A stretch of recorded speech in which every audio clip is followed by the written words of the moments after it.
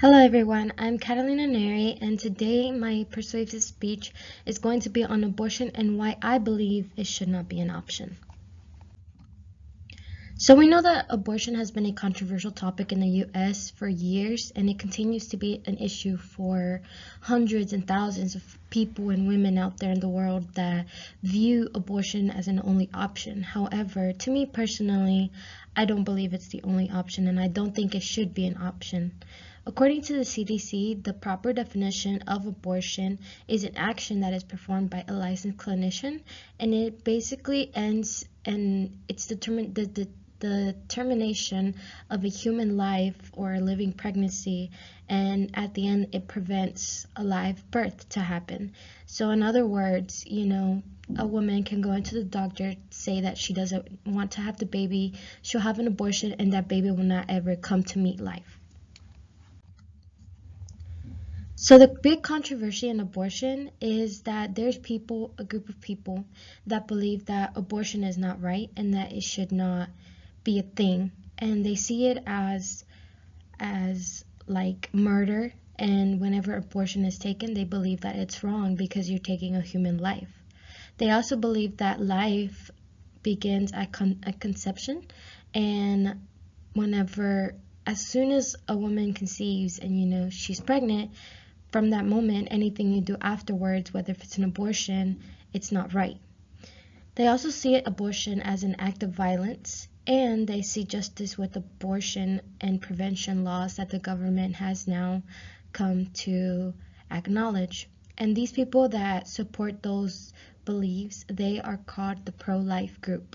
They are pro saving lives and just letting life happen on this earth, especially with the process of abortion. On the other hand, we have our people that are pro-choice. And these people, they believe that it is the right of the person to choose whether or not to have an abortion. They also believe that one has control of their own body, and that they disagree with the government and that they should not have a say in a person's own health care, like pregnancy.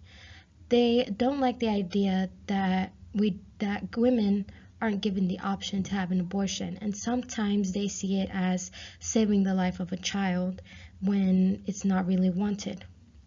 So with pro-life, they're pro saving life, and even though, I know not everybody maybe that gets pregnant, maybe not every woman that gets pregnant, they're probably not ready to be a mother, but there's another option that you can take besides abortion. Pro-choice is the belief of, if a woman gets pregnant, it's up to her whether or not to continue with her pregnancy or go ahead and end it right then and there. To me personally, abortion is not an option. And I say this because I just believe that, God makes things happen and things happen for a reason. And if life is babies, children, they are seen as a blessing. And to me personally, it is a blessing, And I feel like to me, it's not about, thinking about your body, but it's thinking about that life that is inside your body. I personally see it as saving a life instead of letting it be born to somebody who doesn't want it. So if you get pregnant and you simply just are not ready to be a mother and don't want to have the baby, I personally would advise you have the baby and, let it go and give it up for adoption, or, because there's other people out there that struggle with getting pregnant, and they have that struggle and they have that issue, and so badly they would want to have a child that they're not blessed with it. And being pro-life, even though you don't want the child, there's another option you can take besides abortion that it will result in that child still being born and still going into a happy family, especially if the family wants the child. In my eyes, I believe that, things happen for a reason, and when it comes to having the choice of having an abortion, it is up to you. It is a choice that you can take, but at the same time, it's good to be selfless and think